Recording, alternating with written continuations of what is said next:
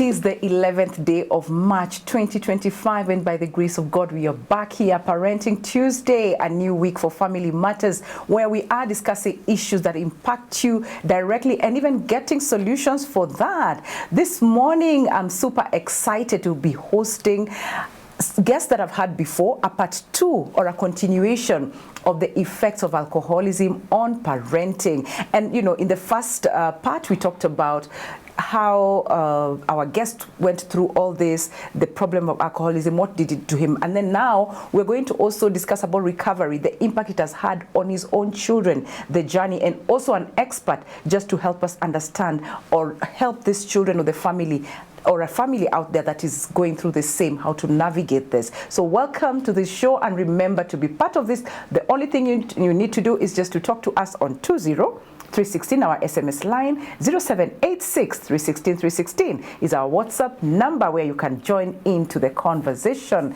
Good morning, lady and gentlemen. Karibuni sana. Good morning to you. Yeah, so glad to have you back again. Yes. You know, this is amazing, and we thank God for what these stories that we are telling are doing to people out there, because they demanded and said, we need that story. We need a continuation of that. So karibuni sana. And probably for the sake of those who didn't get to meet you last time, introduce yourself, Mr. Maina. I'm Peter Maina from Teen Challenge Kenya, where I work. And Teen Challenge is a discipleship program, a rehabilitation program, where we disciple those with the drug and alcohol addiction issues for a 1-year program. Okay, asante sana. Karibu. Millicent. Thank you, Sally. Millicent Gadhoni. Yes. A consultant and a counselor.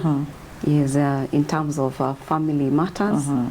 Yeah. Okay, karibuni sana. Asante. And just to get started, Maina, you know, the last time when we were having our discussion and conversation, you spoke about, you told us about the 40, almost close to 40 years of your drinking, how it damaged your family, including your own marriage, but by God's grace it was restored, isn't it? Then you spoke about your son. I think he's the first one. He's the first one. He's the first one. Yes. So my question would be, what, you know, what that behavior of alcoholism, how do you think it has impacted your children when it comes to their relationship with alcohol? It has really, the relationship has not been good. As a parent, I would say there was not that good parenting. Right. Because they'll also assume you. Because whatever you do or whatever you say, they will take it is out of his addiction. They will take it that even if he will threaten us or he will tell us he will not do this, probably and most likely he will forget. So it's not much. So you see now on discipline matters, it goes, I'm less on that. You don't have that authority as a father. That authority is not there. There is not that respect you would expect from your children. Okay. So things will not go the right way.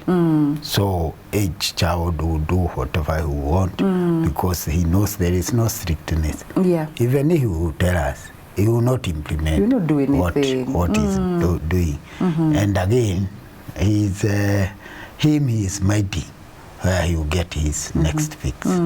So it's not been easy.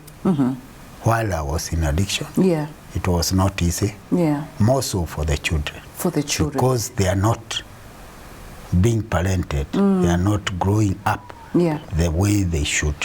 And especially for this boy, you know, because mostly I imagine, of course, it's good to have both parents. And we have single parents who are doing an amazing job, you know, even a single parent. But here you are, the kids have 2 parents, and you're an absentee father. So how did this now come to affect your child, for him to start drinking? How did you notice that he's now abusing substance? Actually, I came to realize while he was in Form 2, Form 3. Okay. Even before then, I could not, because I'm also in the same. Yeah. And this came about because of being expelled from school. So it is now from the other end in school that I came to know that this boy is actually using. He's actually using drugs to a point of he's even getting expelled, and they are even in a group.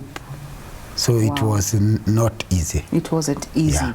And it will come back for me to see where is the root. The root is coming from myself as a parent, because there is not this keen interest and a watch and care of my child. That I'm even being told by a second party, which is the school now. The school, yeah. Okay. And just to bring you in, Millicent, into the conversation. So these children have been raised in this kind of environment. How do children who have been brought up in such an environment typically cope, you know, like in such an environment? There are several ways that this kind of children, you know, cope in those kind of environments. One, sometimes they even become the parents. They take even the role, you know, the role of the parents, because they can see that there are some gaps that are there. So some of them end up being the parents and ensuring that all things are working well, protecting even their other siblings, because in the season of that addiction or somebody, they are not reasonable. So that is one way that some of the children, they take up those roles, roles that don't belong to them. Then there are some who also will like, if it is good for dad or mom, it is also good for me. So they also can start taking and abusing the substance or even, you know, whatever they are exposed to. So others become very aggressive, you know. Others, there are, you know, a lot of anger issues inside of them, because they are not understanding what is happening, and therefore they're trying to vent out. But they would sometimes they end up venting in a lot of anger, passive aggression. You know, some of them can find themselves in those kind of situations. In way of they're just trying to cope. Some of them become very timid, because when this parent is coming home and they are, you know, some of the parents, they are not silent. There are those people who will drink and they are silent, and there are those that will drink and they are very loud. And the kind of things that are coming from their mouth, these children, they are like, it is time now, it's the time to run. Their self-esteem is also very low, because even what do I tell my peers? And sometimes, depending on the neighborhood that one is in, there is no secrecy. So everybody can see and watch. So a lot of things really happen. You also that what happens to them when they're in that kind of environment. And back to school, Peter. So your child is in school from 2. You're called. Are you called, or he's just sent home? He's sent home, but and what is he abusing at the time? He was using mostly bangi. I would not know the prescription pills, but you see, bangi is mostly known, marijuana. As a common drug and cigarette. And I had to take him back. So I was told this is a group that is even introducing the same to other students. And he had to be punished. That is, in school you have to be punished. And there is nothing much I could do other than to.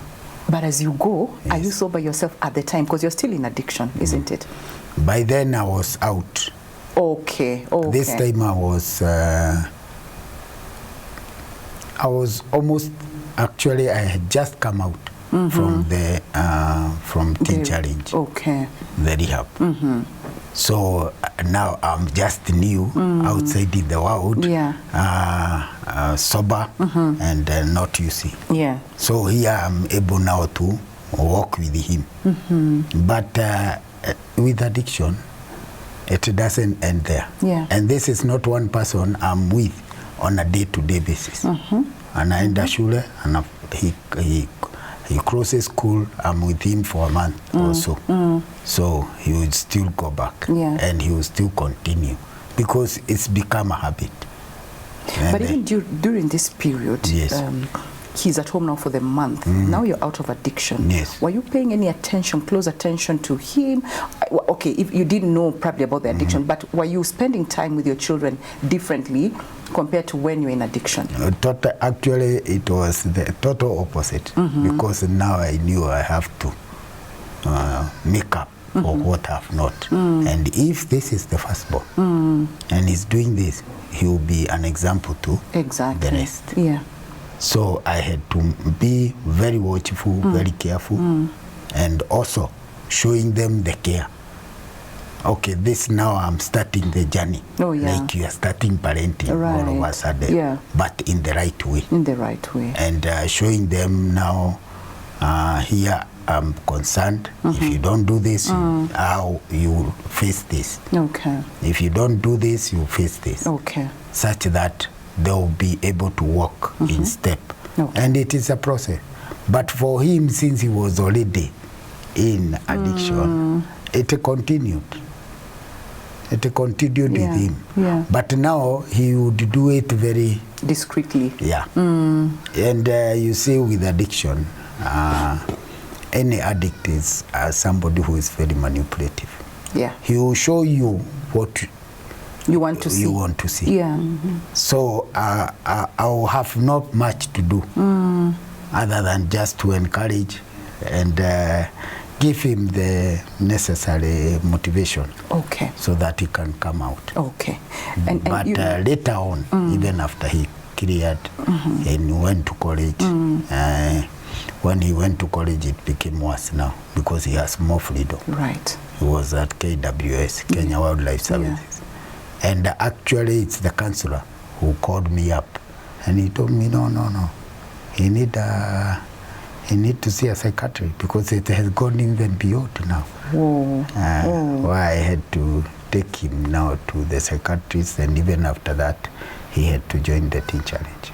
Okay. The Teen Challenge, now exactly what you went through. Okay. Millicent, you know, is there, because he's also talking about when he looked at him, this is my firstborn son, and the others might look at him and do the same, remembering also he was into addiction. Is there a potential, you know, kind of generational cycle of that now in a family when that starts like that? Yes. There's that possibility. Because sometimes they talk about the genetic predisposition. Yeah. In terms of you know, what that somebody genetically, it's in the genes. So you might find that cycle, you know, continuing from different generations. Right. From different generations. Yeah. And you can see for his son, I don't know if for Mr. Minor, your son, was he also using alcohol or was it only banging? No, he was using, but very rare. His main drug of choice is banging. Yeah. Okay. Yeah, because sometimes you can find an addict having more than one. Yeah. Of you know, the substances that they're abusing. Yes. Okay. So when now you've gotten, now you're sober. That is after, you know, going through the Teen Challenge program. So now you're sober. How did your kids react to that? You know, the first time now you're like, okay, here I am. It was quite a different way of, I will not say parenting, even the family. You see now, it is totally different. There is that respect. And they are also concerned. You see, the before they were not, amekuja, that's okay. They have no interest in you. But you see, there is now the respect, there is honor, and whatever you talk or you say or you direct is being followed. Yeah. And it became a bit easier. Okay. It became a bit cohesive. Where there was more unit in the family. In the family. Not like when now they were looking up at their mother as the father and mother. Yeah. Yeah. Now they're children of a single parent, quote unquote. Yeah. Now they could see. Okay. Okay. And you could see their appreciation and even their joy and peace within the family. Do you think at some point they had fear like daddy can relapse? Do you think they had that kind of fear in them? I think that I had not seen that. And I would say that with confidence, because I knew there is no way I can go back. So whatever I'm doing it with a lot of confidence and certainty. Yes. In a way that they will not even think of.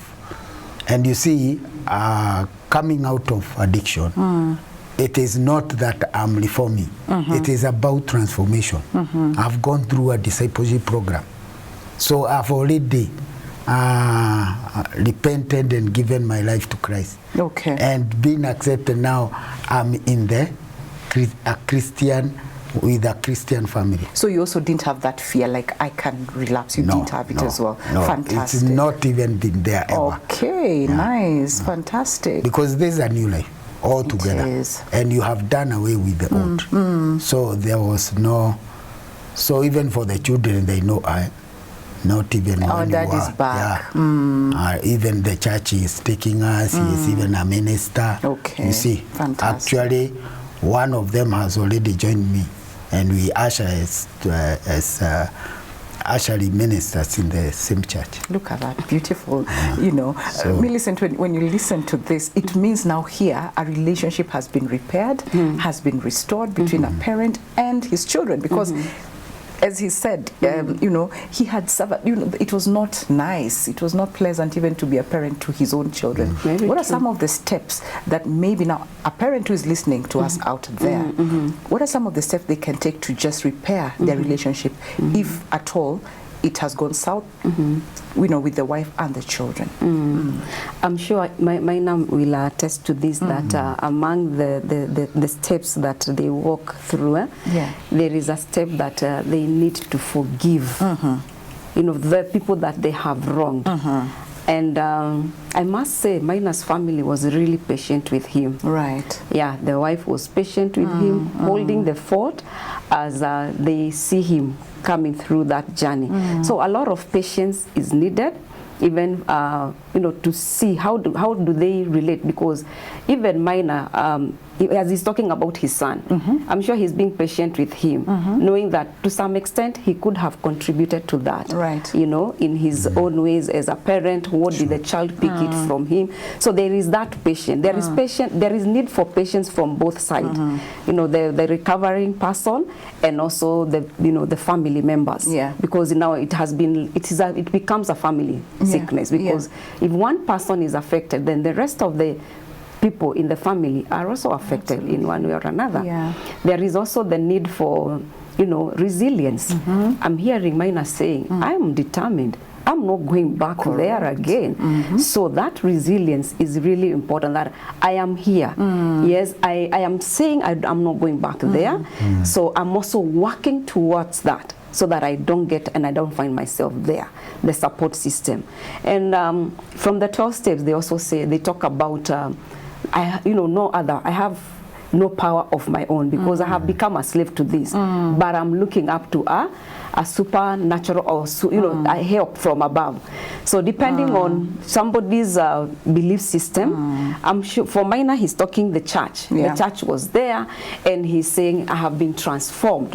You know, so that comes a long way to help this person in recovering, and also with the family, for them to accept him. Among the many others. Among the many others. Keep talking to us on 20316. Send in your SMS on that line, or 0786 316 316 is our WhatsApp line. Send in your questions, comments, or compliments on that number. And before the break, Millicent, we're talking about, you know, I was just saying, you had talked about what you felt when you saw your son drinking and all, right? How did that make you feel guilty? But how did you cope with that, you as now the parent? It really affects one as a parent, and also actually affected me, knowing that I have been a contributor. We say you have enabled. Because you are also using. So he is copying from you. And it is really quite a shame, because this is a young one whom you should look up. He should look up to you, to me. And now, looking up to me, I'm not even mentally. I'm not parenting. I'm having him to be wasted away by the world. But I had that confidence that now you can see this is the right way. Because hope. I've already transformed. I'm no longer in that world. Okay. So you should now, you should compare. Yes. And transform and change as I have. Okay. The guilt will be there, but what would you do other than to ask for forgiveness? And the moment you do that, it will be there, but you feel that relief, knowing that you are no longer doing it. You have turned back. Okay. So you are on the right path. You're on the right path. So that guilt will go away. But in the initial stage, it's really so affects you. Okay. So much. Okay, Millicent, you know, Peter is talking about the guilt and the shame. And for him, the best he could do, he believed, was just the forgiveness bit of it. Like, may the children just find it in their hearts to forgive him. And the other one, hope that now I've changed, so they're going to ape now the new me. What other ways are there to just overcome that shame and guilt as a parent who's taken your kids through all that? It's giving them your best. Okay. It's giving them your best.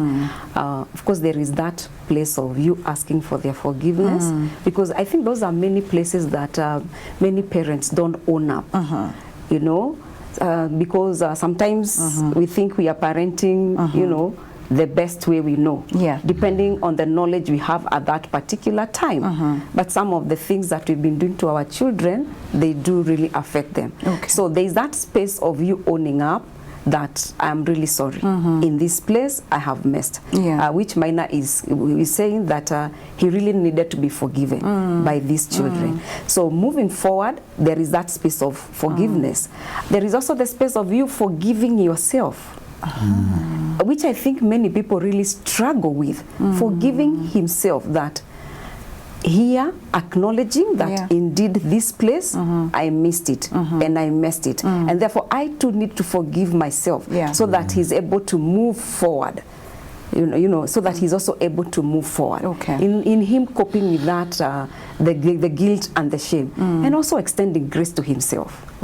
Extending some grace, because I say, you know, and that's why I think many people really struggle with, I did this, or maybe knowingly or unknowingly. So extending some grace to himself, that in the days, this is the knowledge I had at that particular time. And therefore, if I had the knowledge that I have now, I'm sure Minor would really agree with that. The knowledge that he has right now, he would not do what he did. So also forgiving himself, extending some grace, that knowing this one I did in the days of my ignorance, and then how do I move forward? So soldiering on and moving forward. Then ahead, what is ahead of you? Because sometimes your past can really eat into your present and even into your future. Because remaining there, it can really eat a lot of your.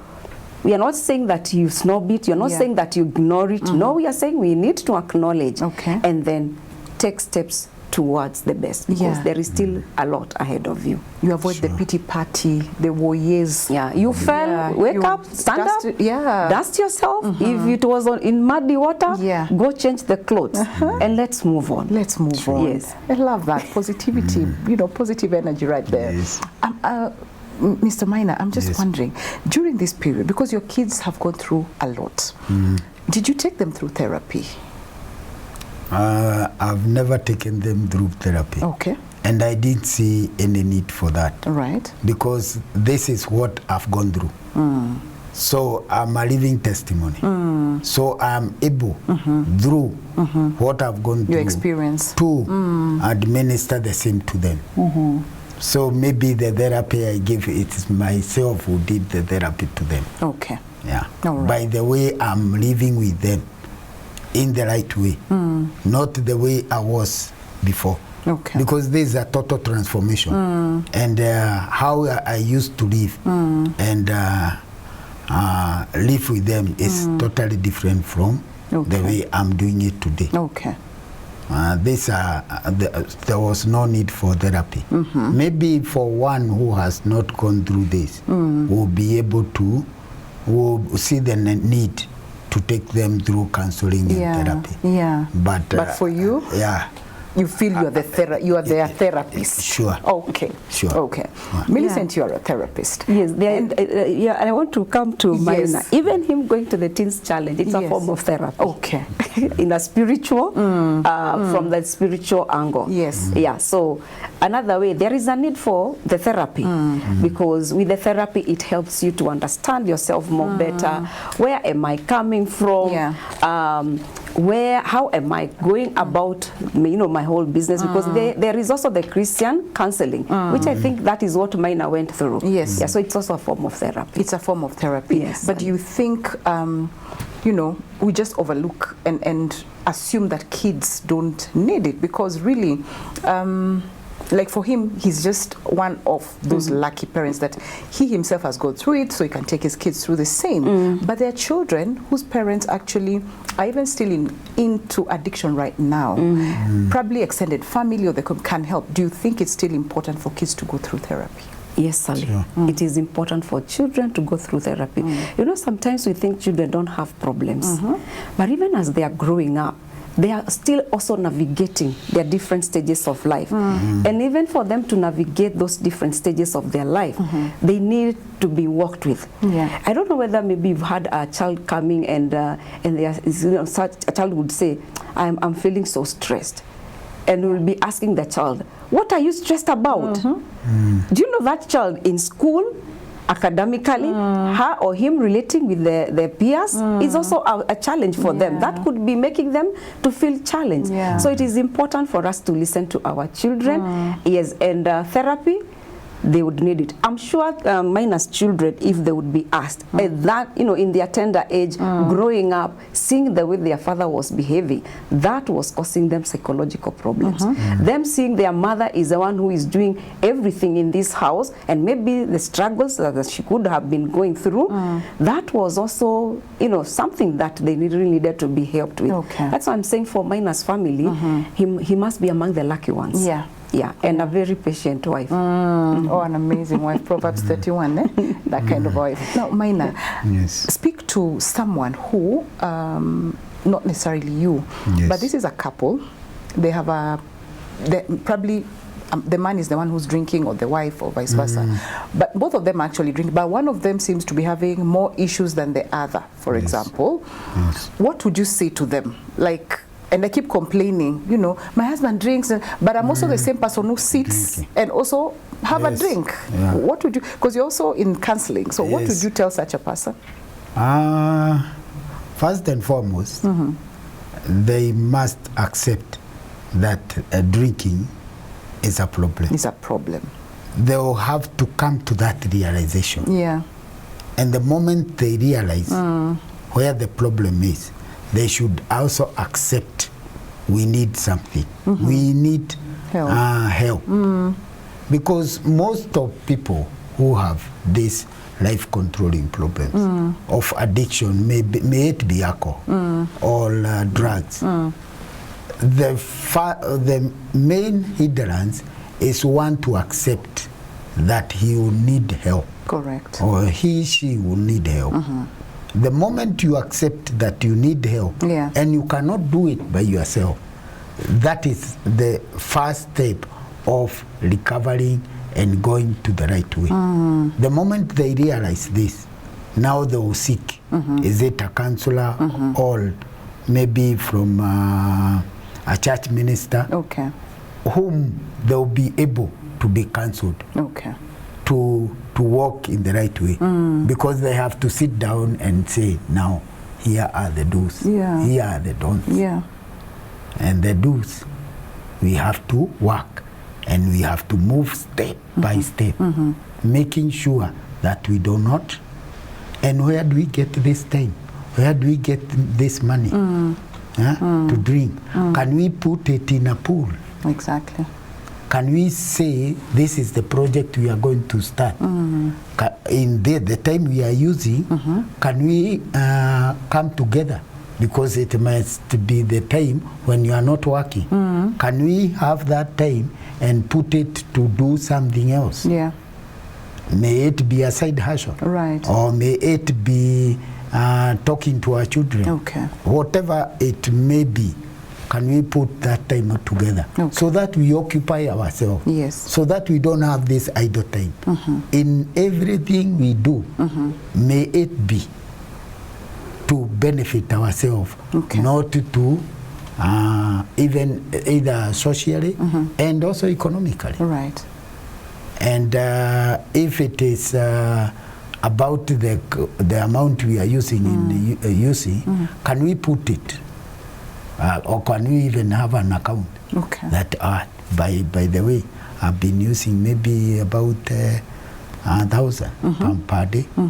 Or maybe 3,000 per week. Can we put that aside? Yeah. And within a month, can we see what we can do? The finances, how they are doing. You see, there must be something to motivate you and to encourage you to move from where you are. Okay. Or the wrong you are doing, and to do the right and see the good. The good that comes out of that. Out of it. It will encourage you and it will give you that joy. It will give you that peace. Fantastic.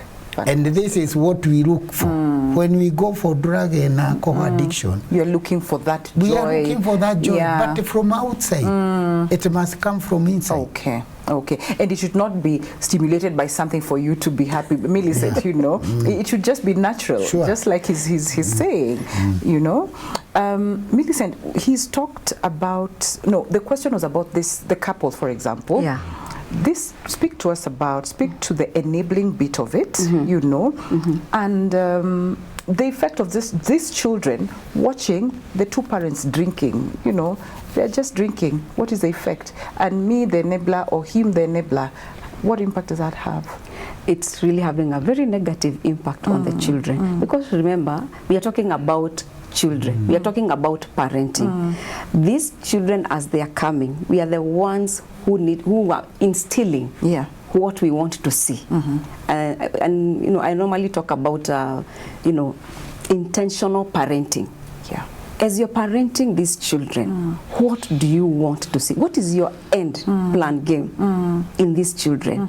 I'm sure every parent would want to see their children standing up, you know, and they are able to do life even without them. But now look here, these children are seeing both parents who are drinking. It really takes a lot of intervention for these children not to become like them. Okay. But as they are growing up, before they come to a space where they are able to separate themselves, where they are able to differentiate themselves, they will grow. Even in the same environment, they will grow. They are not going not to grow. They will still continue growing, but it will come to a time where maybe they will see and say, a story is told of a man who had two children, and one of them saw how the father was drinking, and he purposed, I will never do that. Right. And the other child also said, as dad is doing it, it is good for me, and chose to go that way. So the children will grow despite the challenges until they get to a place where they can be able now to differentiate and say, this one I don't want. Okay. But as children are growing up, it is very devastating for them to see. There are some even, that's why I was telling you, even the children become the parents. You can imagine where both the father and mother are drinking in that home. So, and these children are growing up. What happens? I have to feed. So they're the ones who will be doing the cooking. While it's supposed to be the other way, to be tendered, you know, until a certain age where now they are able to start doing the little things for themselves. But their upbringing is really affected. The enabling bit of it. The enabling bit of it, sometimes, you know, one of the spouses would be drinking, and you two are also drinking. How then are we going to stop? Okay, how are we going to stop? And then how is it affecting us as a couple and also as parents in this home? So it is important, if we want to stop, like Mina had said, we've got to get to the space of us acknowledging that we need help. You know, we need help. And as we are asking for this help, what is also motivating us. You know, what is motivating us? I know of a couple, and this man, the way you're talking about somebody that was really drinking, and then he says, I want to stop. But when I go home, it is there. Mzinga uko pale. So my wife is taking, and I'm like, I am also tempted. And I say, what has happened to you is that you are waiting for your partner to stop. It will get to a place where you now pick life and say, it is me as an individual. And what do I want? Whether my partner is going to stop it or not, there is a need for you to come to that realization that it is me. Of course, I know the environment is not conducive for you to do that, and therefore they also all need help. Okay. Yeah. Okay. Because one of the things that, you know, push people back to addiction is the PPTs. We say that, you know, the people, the places, and the things. Okay. So how is this environment for this person? How are we going to change? And sometimes we really want to equip them and empower them to the extent that, yes, I'm going back to that environment. That is not changing. But what am I supposed to do? Okay. And therefore, changing from within them and knowing that, is there anything I can do about my environment? Then if there is anything I can do about my environment, do it. Okay. Is there, you know, maybe I am not able to do anything, then what do I need from inside? From within. Yeah. I need to conquer it from within. Okay. Yeah. Okay. Maina, at what point then does someone, is someone able to tell, or were you able to tell that, now, excuse me, I'm into addiction? Because there are people who, and the other time we spoke about it and we were laughing, functional alcoholics. There's nothing like that, and we loved what you said. What did you say about functional? There's nothing like that. If it's functioning, then you'd not have conflict in the house. True. You'd not have, you know, neglect for your children.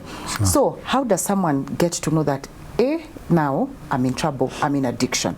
Because there are people who drink, wake up, go to work. Yes. How is it then, now, at what point do we say, now, this is an addiction, there's a problem? Let me say, in addiction, it starts from a very, from the start, originally. You just experiment. It is in stages. Yeah. From experimental, you are ushered in by the peer pressure because you want to belong. It becomes now like a one time, like over the weekend, and you justify yourself. All this you are justifying as pole or something. Yeah, because unasema, tumemaliza wiki. I've created a whole week. I've worked.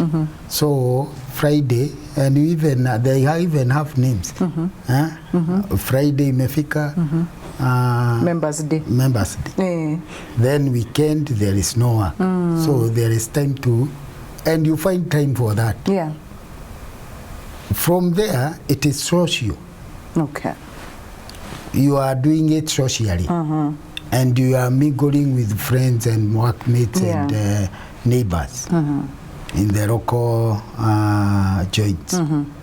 Then thereof, slowly by slowly, you can't do without it. From weekend, because you have done it from Friday to Sunday. Yeah. So Monday you say, hey, man, that head. No. So after work, you are even making it in a hurry so that you leave work so that you can go and quench your and also because you have a hangover. Okay. So it talk comes out from the weekend and extends even to weekdays. Okay. Which are working days. Yeah. Within no time you'll find yourself not being productive. And again, there are challenges. Okay. Because you are using money. So there are things you are not attending to. So because you want to finance your usage. Yeah. And it has left the weekend, now it's become like a daily basis. Okay. And we know naturally, for one to get a habit, You only need to do something repeatedly for 21 days. Okay. For 3 weeks. 21 days. Okay. And it becomes a habit. And let me bring in Millicent, sorry, but because of time, because that's something important that we need to also speak about. You know, now the addiction means time. Now you want to drink, probably even in the morning, you want to wake up and have a sip of that. What impact does this have on the mental health of this person? Because you find there's anger issues, there's all that. As your final and closing remarks as we end the show, what is the impact of that? And why the anger, why all those bitterness and stuff like that? One, is somebody is taking, you know, it is affecting your natural body, the way the body functions naturally. Remember, it is being affected. So, as you are, you know, with these people that are, you know, using and abusing the drugs, or you know, alcohol or even the drugs, it has a way that it affects the natural way of the mental system, the way your mind, the way the brains, the brain works. It is affected, and therefore it affects the cognition, how you're also thinking. Sometimes you find yourself making very silly mistakes, you know, doing things that you would not do if you're sober. So by the time you come to that realization, definitely you're so angry. How could I do such a, you know, such a mistake? And therefore they end up being angry, being bitter, you know, with the realization. Those are some of the things that can really affect these people, and because it affects how one thinks. You know, one, you know, it is the nerve, the nervous system. It is also affected. The central nervous system is affected with this, you know, addictions. Mr. Maina, your closing remarks in terms of the 1-year program, the residential program, just to help someone probably who is out there, very briefly. I would say the 1-year program, which is a discipleship program, it is designed and put into phases. The first phase is the 3 months. It is in quarters. Those are 4 quarters. The 3 months, one is an addict, even if you are not using, a dry addict. That is the first quarter. So you are put, you are rehabilitated for 3 months. The first quarter, which is you become an addict. The second quarter, you are an addict. The first one was an addict, but dry. You are not using, but your way of behaving, your talk, all is of that of an addict. But after 3 months, the body detoxes itself when you are not using naturally, and you have no toxin in you. So the other quarter is for non-addict. So when you are a non-addict, you now realize, and you come to your own realization, and your self-awareness of who you are truly. And you can even see what the addiction have been doing to you. So you are able now to realize yourself and start coping the right way. Then the third quarter is where now you dig in. This, as I told you, this is a discipleship program. It is where now you want to establish yourself, to have the foundation in a way that now you are able to move without having known the wrong side. The way of addiction is the way of death, and the way of wasting yourself. You are able now to turn back. Because of time, very quickly, the last one, briefly, in a line if it's possible. The last one is about the your exit plan. Where now you work on what to do. Thank you so much. Thank you so much, and you know, thank you so much also, my viewer, wherever you are, for giving us your time, for participating, and just being part of this conversation. And of course, the always very important part of a group or community that always supports us and ensures that we are on air. Our partners want to say asante sana, and thank you for standing with us. And if you feel or you want to support this particular particular course, then you can do that by sending in your name to 20316, rather send the word partner 20316 on SMS or WhatsApp partner 0786 316 316. That's our WhatsApp line. And also, if you want to just support us, send in through your paybill number 316 316, and the account name will be your telephone number. God bless you and keep you. See you again tomorrow on Financial Clinic. I'll be discussing about the role of financial advisors. Do you need one? Join me tomorrow, Salilimo, between 7 a.m. and 8 a.m. See you then.